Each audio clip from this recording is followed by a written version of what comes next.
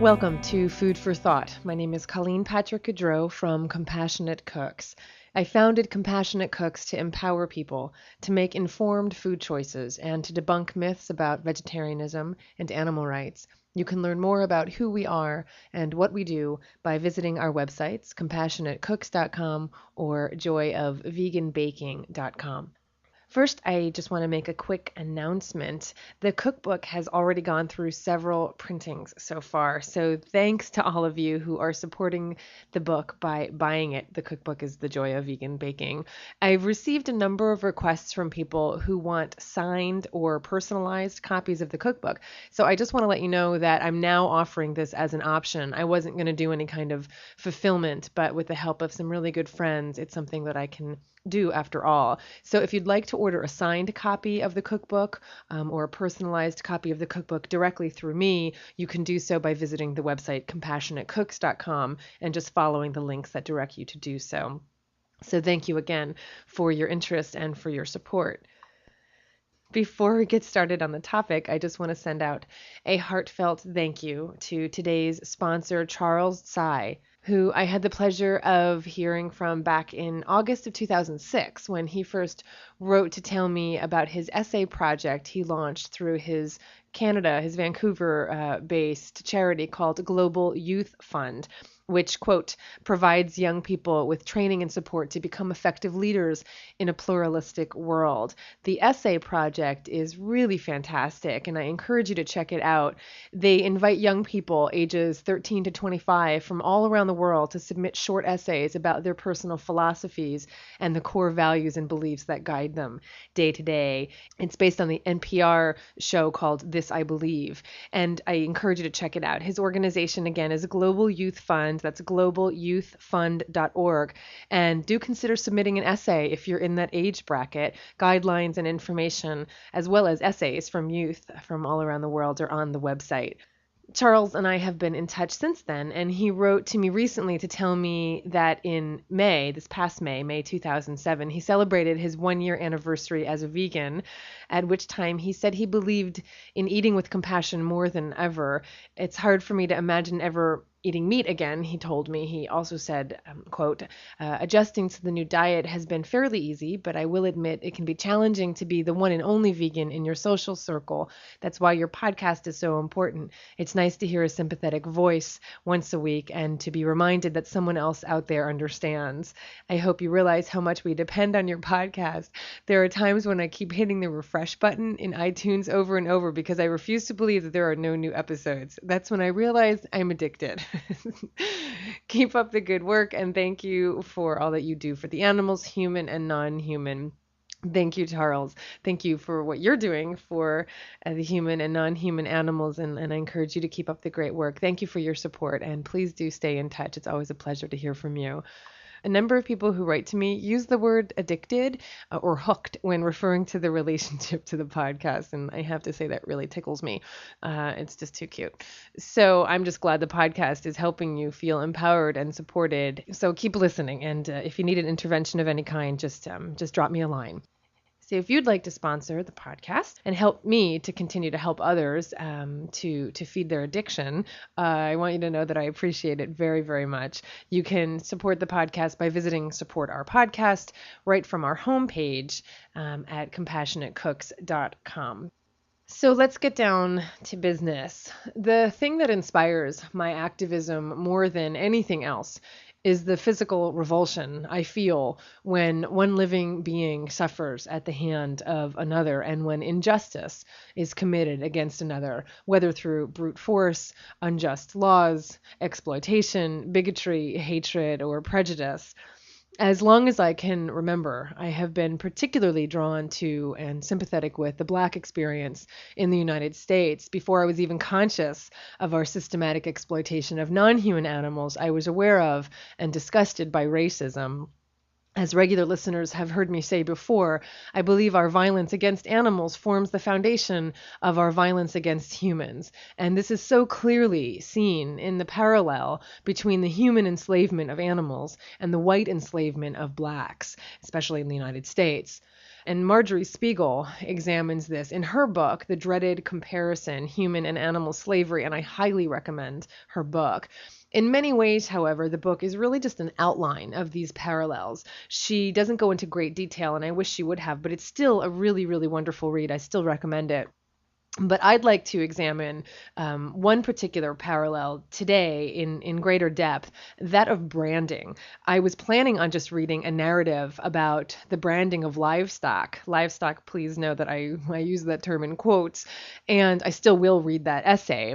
But as I am myself in the process of reading slave narratives, it would have been irresponsible of me not to share these parallels with you. They're just so clear. So I'd like to take a look at the branding of animals and the branding of humans, particularly human slaves. Now, livestock were branded by the early Egyptians as early as 2000 BC. Paintings in Egyptian tombs document branding oxen with hieroglyphics. Ancient Greeks and Romans marked livestock and slaves with a hot iron. The practice of branding horses and cattle was brought to North America, fast forward, in the 16th century by the Spanish conqueror Cortez. Used at first primarily as proof of ownership, branding is done to keep records about the animal's quality, that is, the animal's value. In most cattle states, registration of brands is required by law, and altering a brand is a criminal offense. You can do whatever you want to the animal, but don't alter the brand. You'll go to jail. It's quite remarkable. In terms of branding humans, besides being done by the Egyptians, like I said, it was also used as a form of punishment by the Greeks and Romans and later adopted by the Anglo-Saxons. Criminals, slaves, and army deserters were often branded. And like the branding irons used for livestock, the branding irons used for human slaves bore the initials or symbols of the owner to prevent theft and runaways. Some slaves were even branded with a cross once they were baptized as Christians. There are plenty of first-hand accounts that document the branding of humans who were stolen from their homes in different parts of Africa and enslaved by Europeans and later Americans. I believe it was the Portuguese who began branding slaves in the slave trade as we know it in 1440, and that practice just continued, legally, of course, by the Spanish, the French, the English, the Dutch, and then of course, by the Americans. In a book titled Life and Death on the Ocean, written in 1856, there's an account of a British military officer named John Duncan who describes the branding of enslaved captives in the mid-1840s. The people were led onto the beach before being placed aboard canoes that would take them then to the waiting slave ships. And here's what he wrote. The gang on each chain is in succession marched close to a fire previously kindled on the beach. Here, marking irons are heated, and when an iron is sufficiently hot, it is quickly dipped in palm oil in order to prevent it sticking to the flesh. It's then applied to the ribs or hip, and sometimes even to the breast. Each slave dealer uses his own mark, so that when the vessel arrives at her destination, it is easily ascertained to whom those who died belonged. Now compare that to what branding experts say about livestock branding. The most popular locations for brands on horses are the left or right hip or the left or right shoulder, and cattle are usually branded on hips and ribs. I find the parallel so striking, even down to listen to what they say about bringing them close to the fire. So unmarked calves are cut out of the herd by a horseman, roped, and brought to the fire where the branding irons are being heated. Two cowboys called flankers approach the calf on foot. One seizes the calf by the foreleg and flank, pulls the animal off balance, and throws it to the ground. He then places his knee on the calf's neck and pulls up and back on the foreleg. His partner grasps the uppermost hind leg, pulls it back, and at the same time places his foot on the hind leg next to the ground. The calf is then in position for branding. Here is another account of human branding from 1693 by British sea captain John Phillip, who wrote in his journal very matter-of-factly about the practice of branding humans. When we had selected from the rest such as we liked, we agreed what goods to pay for them, how much of each sort of merchandise we were to give for man, woman, and child. Then we marked the slaves we had bought in the breast or shoulder with a hot iron having the letter of the ship's name on it, the place before being anointed with a little palm oil, which caused but little pain, the mark being usually well in 4 or 5 days. And compare that to advice given by livestock branding experts. The hot branding iron is then placed momentarily on the calf's hide. The burn is not painful, and the bawling of the calves is caused mostly by fear of the unusual. After branding the calves with the rest of the herd that are not cut out for marketing or for shipment to feedlots, are turned back into the open range, and the rancher is secure in the protection of his property by the traditional sanctity of the brand. And finally, here's an account by a German surgeon who traveled with the Brandenburg Company's slave ship in 1693. As soon as a sufficient number of the unfortunate victims were assembled, they were examined by me. The healthy and strong ones were bought, while the magrões, the word is from the Portuguese magro, which means weak, those who had fingers or teeth missing or were disabled were rejected.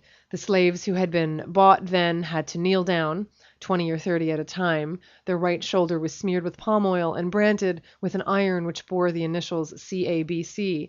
Some of these poor people obeyed their leaders without a will of their own or any resistance. Others, on the other hand, howled and danced. There were many women who filled the air with heart-rending cries, which could hardly be drowned by the drums, and cut me to the quick. Of course, branding with the hot iron is just one method of denoting ownership and domination. Another example of the tagging of people was the tattooing of ID numbers onto the arms of concentration camp prisoners by the Nazis during World War II. Non-human animals are also tagged with tattoos. Thoroughbred horses and livestock animals are often tattooed in much the same way. And just as in the slave states of the Americas, this is legal. Just as whipping, branding, dismembering, castrating, or killing a human slave were legal, so too are all of these mutilations against animals legal. Still legal. Very few things against animals have been outlawed. One of the many atrocities against African slaves in the antebellum South was face branding. Slaves who ran away were often branded on the face with a capital R for runaway. There are even accounts of a slave, I'm sure more than one, having the words slave for life branded on his face. Until very recently, it was mandatory that cattle imported from Mexico be branded on the face, but after protests against the USDA, it's now illegal in the United States and many places around the world. Also similar to what's done to animals bred and kept by humans, where parts of the animal's ears are tagged or just cut off for identification purposes. Slaves also had pieces of their ears cut off, sometimes removed entirely, particularly as a way to identify and punish those who attempted to run away. And for a time, in various parts of the South, it was legal to also castrate runaway male slaves. So I'd like to just read a little more advice for livestock branding, and you can visit any website or read any book on keeping and killing livestock, and you'll find these methods outlined as matter-of-factly as if it were a recipe for potato soup.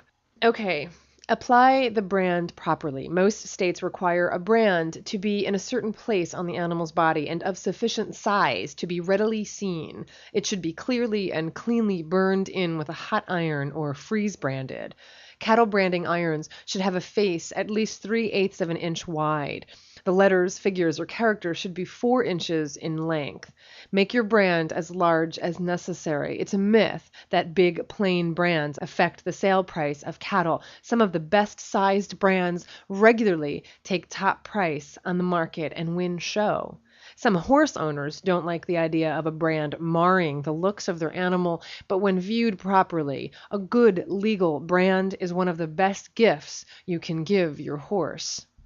Don't get tender-hearted. The branding iron must burn deep enough to burn the hair and outer layer of skin. When the branding iron is lifted, the brand should be the color of saddle leather.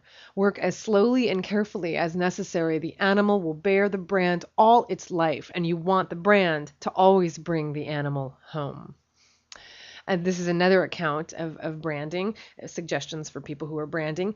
Cattle branding is done mainly at two times of the year: in the spring after calving, and in the fall after the roundup and driving the herd back to the home ranch for winter. The fall branding serves to locate and mark any calves born in the summer range or yearlings missed in the spring work. The work is traditionally done outside by roping the cows from horseback, throwing them, and slapping the hot iron on. It's a chore relished by many buckaroos. Other important tasks are performed at the same time as branding: castration, ear marking, wattling, dehorning, and the administration of vaccinations, medicine, or vitamin serums with modern injection guns. All 6 pieces of work can be done in quick succession by several men working as a team. One person ropes and throws the cow and holds the rope taut. A second person lops a piece of the ear off with a pocket knife while holding the cow's head down with one knee. That knife man or woman, can then move around to accomplish castration and also cut the wattle mark. In ear marking, a crop, slit, split, or bob of the cow's ear is made with a penknife blade, and portions of the ear are removed or cut according to the established precedent in the brand book. The wattle is a special knife cut on the fatty portion of the cow's neck, jaw, or brisket area. The cut hide heals and hangs down in a certain position. And as I said in the mutilation episode that I did several months back, this is all done without anesthesia. This is just all done with no numbing whatsoever. I'll continue. Like the iron itself, earmark, styles, and wattles are considered a rancher's property and can be used by other ranchers only if purchased and duly recorded with the state brand inspector's office. The law requires marking cattle with branding irons, and the customary legal system based on traditional usage since the middle of the 19th century calls for ear notching and wattling. Some ranchers use modern plastic tags secured to the cow's ear instead of the knife cut. The tags come in different colors and carry numbers and identification codes. All ranchers brand cattle, and most ranchers brand their horses too. And then finally, I'd like to just read you this essay. This was the original inspiration for today's episode. It is an essay called Branding Day, and it's by Gabe Groves, and it's in a recent newsletter by Peaceful Prairie Sanctuary. I know I've talked about them a number of times, so I just wanted to share this essay with you. Every spring, all the cowboys and ranchers get together for a time-honored tradition. It happens every year on probably every ranch throughout America.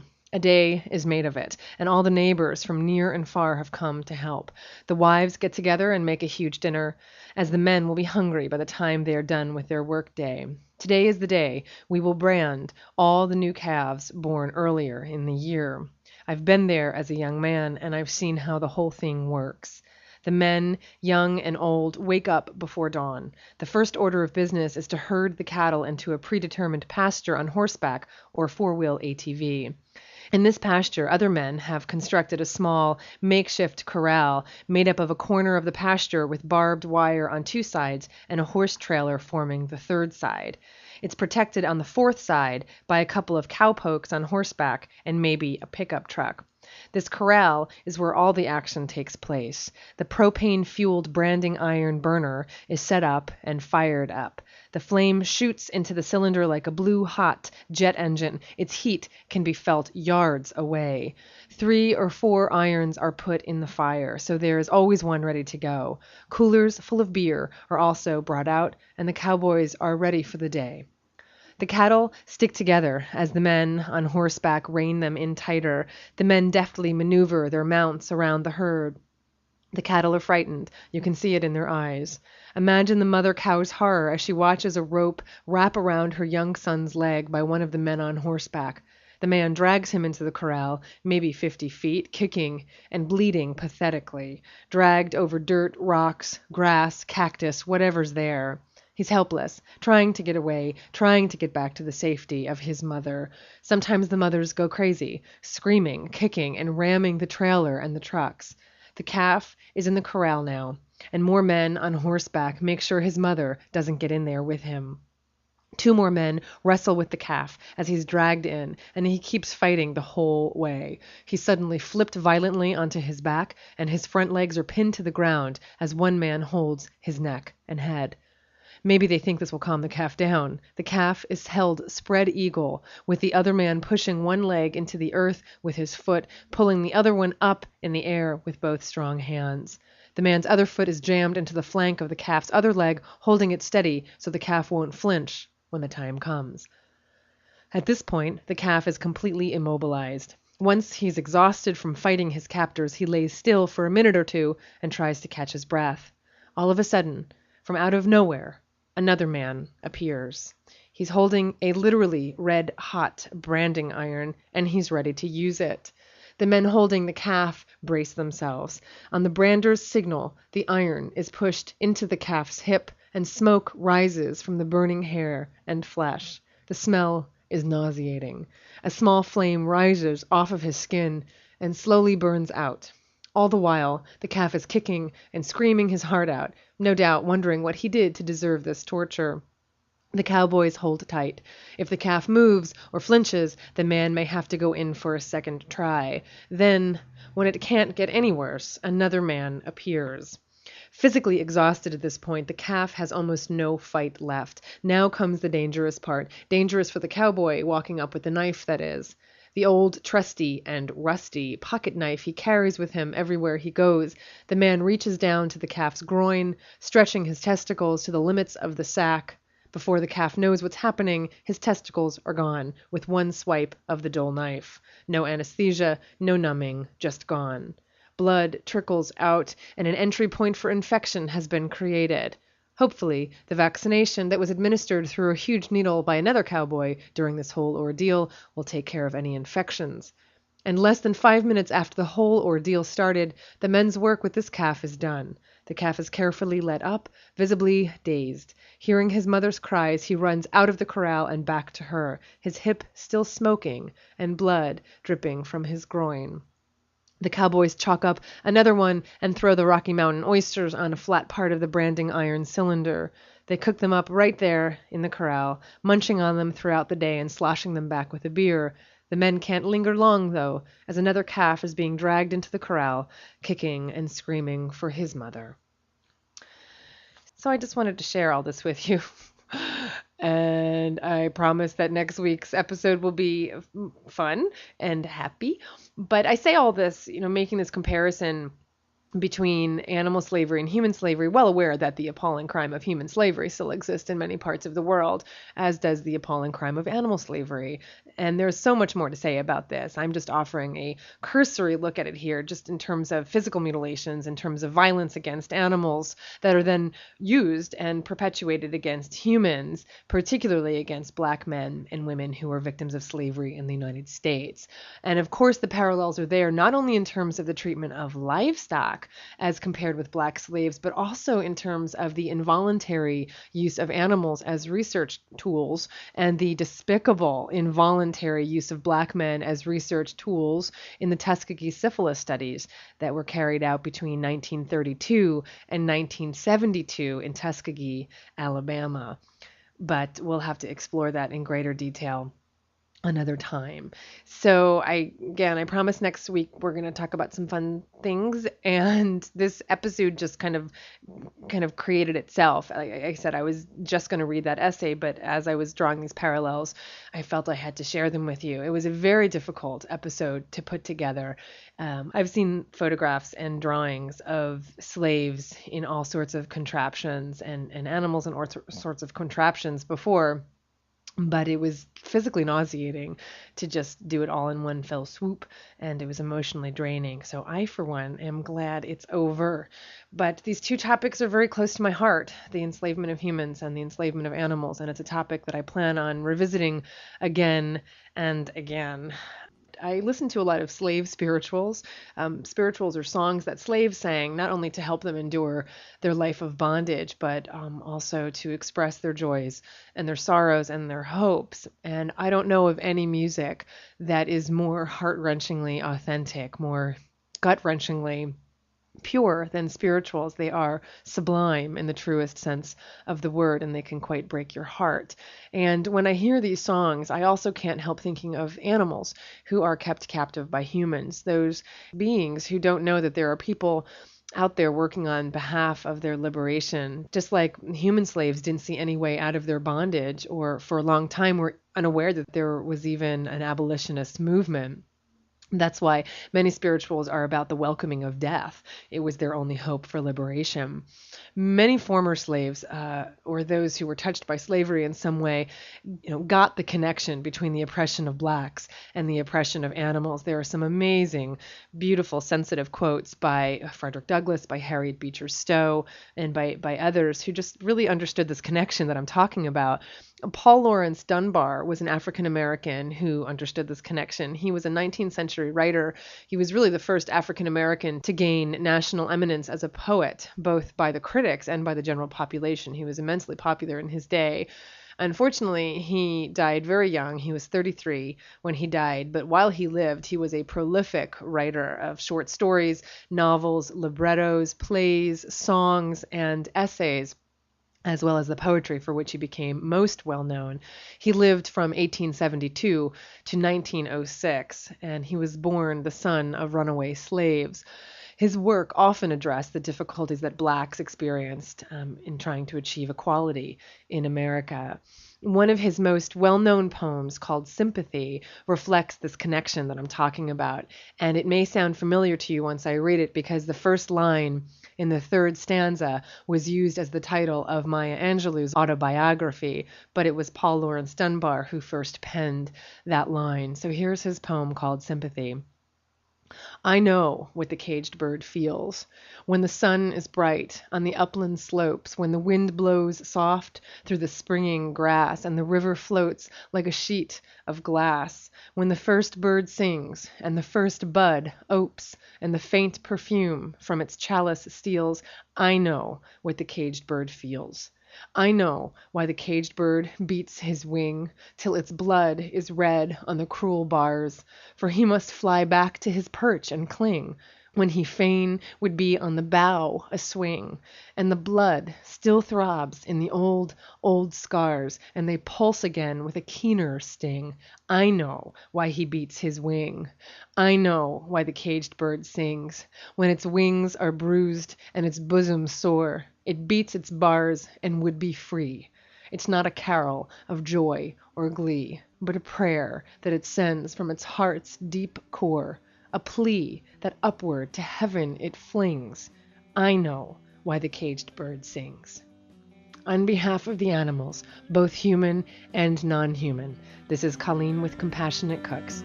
Thank you for listening.